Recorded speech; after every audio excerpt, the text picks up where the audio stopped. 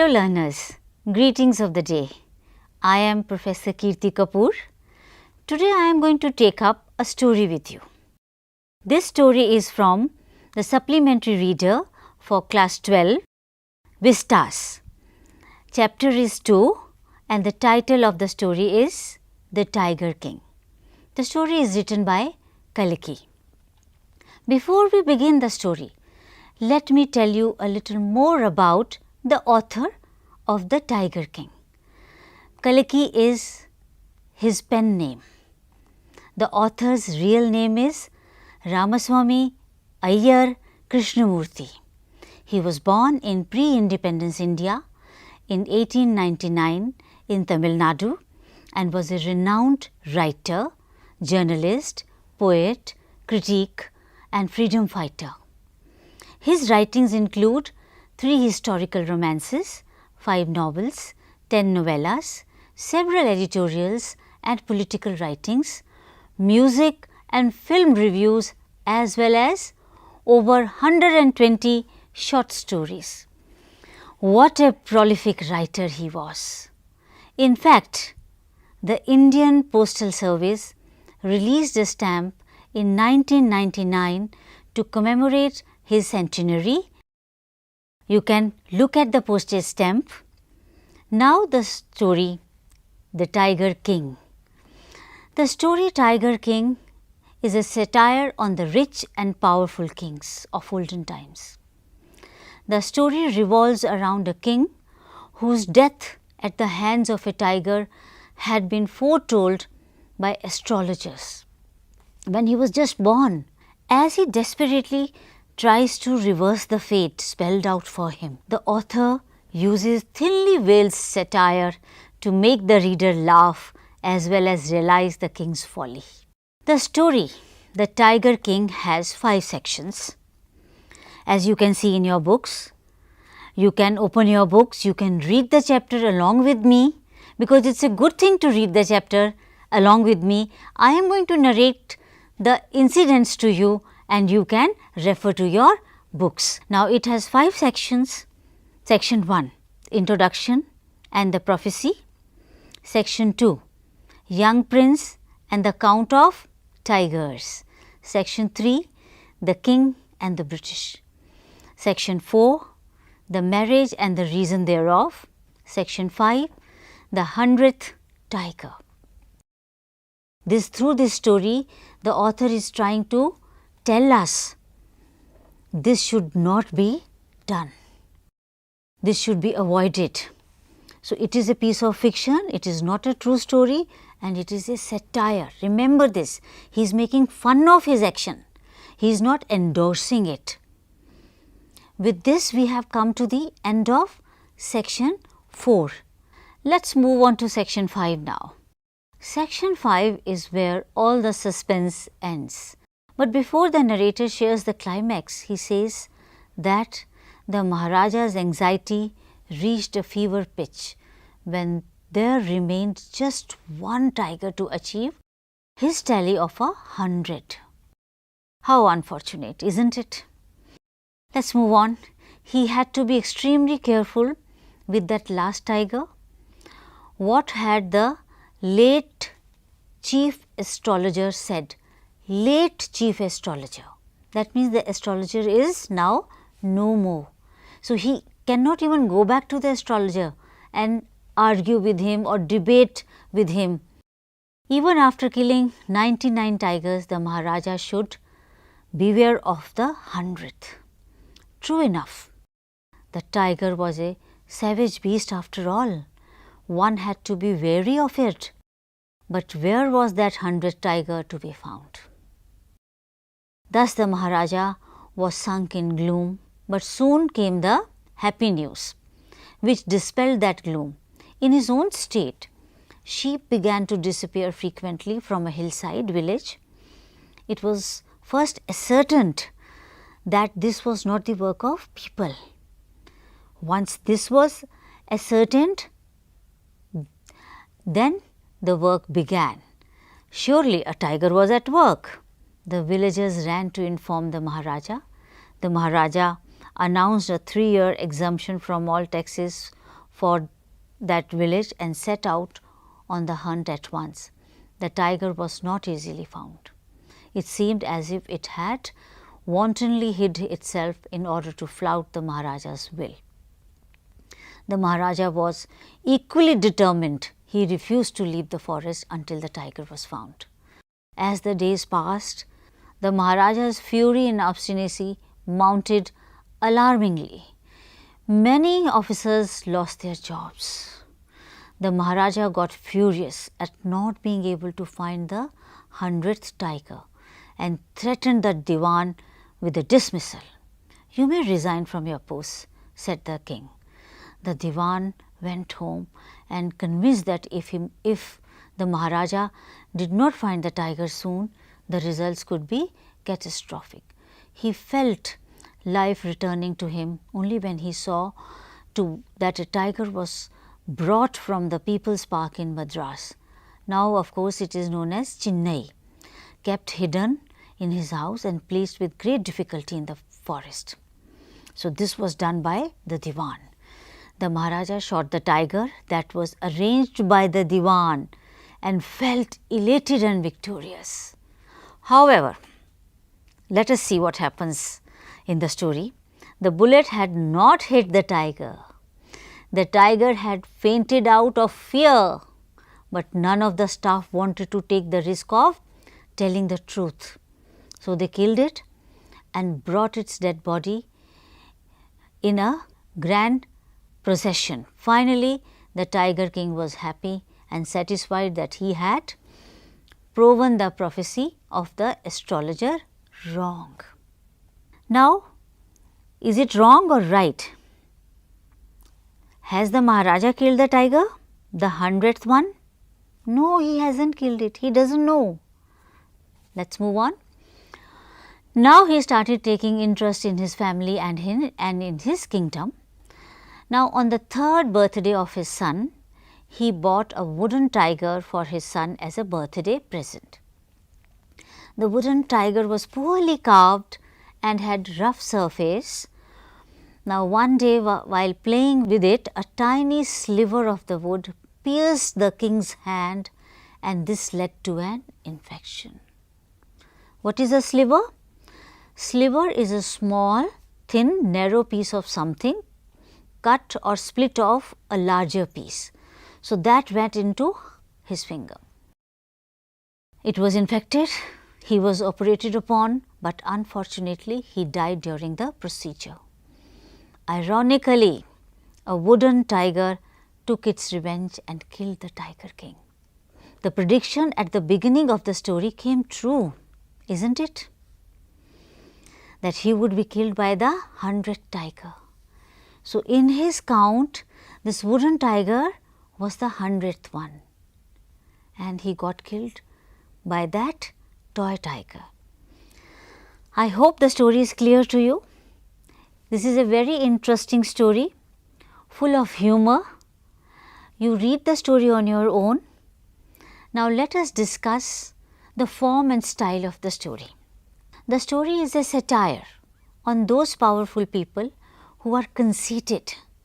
Conceited means who are very proud, who are very haughty. How does the author employ the literary device of dramatic irony in the story to highlight this aspect? The author, Kalki, has used this literary device of dramatic irony in the story through and through in all the sections. Let us take the example of the last episode. Only the Tiger King is not aware that his bullet had not killed the 100th tiger. The other characters and the readers anticipate his doom as he celebrates his triumph over his destiny.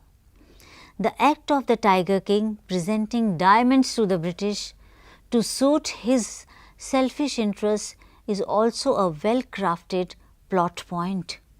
Not only is the British officer so greedy that he helps himself to all the rings, the king is able to bribe him.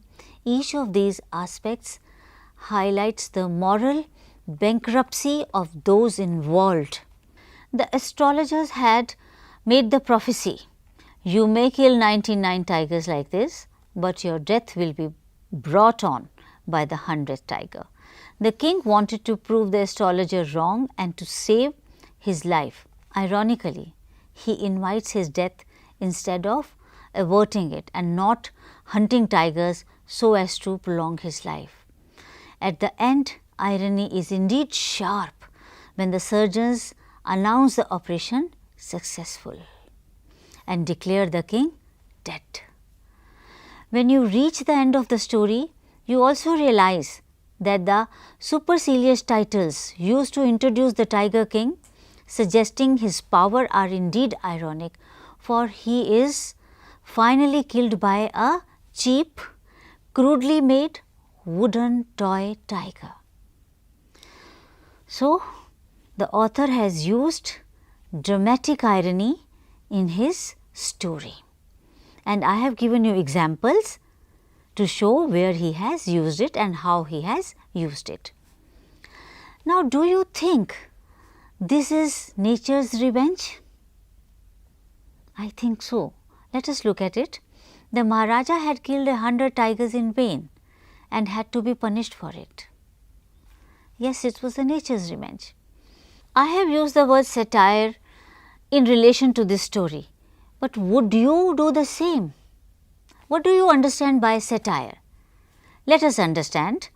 Satire employs irony, sarcasm, ridicule and exaggeration in exposing and criticizing the flaws, vices and follies in individuals and society.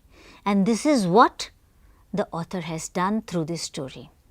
This story too uses humor to criticize self-seeking kings who willfully exploit both nature and their subjects for their selfish interests. So, is it clear that satire is an overarching term? What makes the story gripping is the touch of light humor in the Tiger King. The some examples are the mention of the Stuka bomber, the king's offer of a mouse hunt, mosquito hunt. So, you will find many examples: incoherent blabbering by the Diwan procuring an old tiger from the people's park and its stubborn refusal to get off the car, followed by the description of its waiting in humble supplication to be shot. Right? So, next question is, what is the author's indirect comment on subjecting innocent animals to the willfulness of human beings? Yes, the attitude of human beings towards wild animals. The author does not make any direct comment about it in the story, but he masterfully presents the fact that for centuries innocent animals have been subjected to the willfulness of human beings. The story reveals not only the callousness of human beings towards wildlife, but their disregard for maintaining ecological balance, the extinction of tiger species in Pratibandhapuram and the state ruled by Maharaja's father-in-law. They are illustrations that show man's cruelty towards wild animals, that an old tiger had to be brought from the people's park in Madras to satisfy the king's whim. To kill 100 tigers underlines the sheer absurdity of such acts. Now, there is a question for you to think and write about it. How would you describe the behavior of the Maharaja's minions towards him? Do you find them truly sincere towards him, or are they driven by fear when they obey him? So, let us understand what a minion is. A minion is an unimportant person in an organization who has to obey the orders. The Maharaja has many minions and they obey him faithfully. They dare not disobey him or contradict him. They try to keep the Maharaja in good humor. Even the Diwan is no exception. The king's bullet misses the 100th tiger. It faints from the shock and falls as a crumpled heap. The hunters realize the truth, but they decide not to reveal it to the king. They fear that they might lose their jobs. Now, we have come to the writing section. There are a few questions that I want you to think and Right. Have we disturbed our ecological balance? Have we? Not from the point of view of the story. Now we are connecting the story to the world around us. You have to give me your opinion. What are some of the ill effects of imbalance between man and nature? Write an article in about 150 to 200 words to suggest some ways to maintain the much required balance where everyone, nature, birds, animals and human beings are taken care of. I think this is our duty. So, please write an article and share with us. You can send your article to us on our CIT NCERT email ID address and we will definitely get back to you. I have one project work for you. As this story has told us many aspects, so we must work on one aspect at least. The project work is find out about India's initiative Project Tiger. Draw a map of India and indicate all the tiger reserves in the country and their tiger population. That is one task to begin with. So, therefore, to do this project, you have to do some research. Go to the library or you can Google it. You have to do some research, then only you will be able to do this. Next step is find out if conservationists in India have a system of naming and tracking tigers. Do they have or they do not? You have to find out. Do you know there was ever a tiger named Machli in India? Find out about this tiger. How did she get that name and why was she famous? Also research and write a 100-word note on how technology helps save the tiger from extinction. Yes.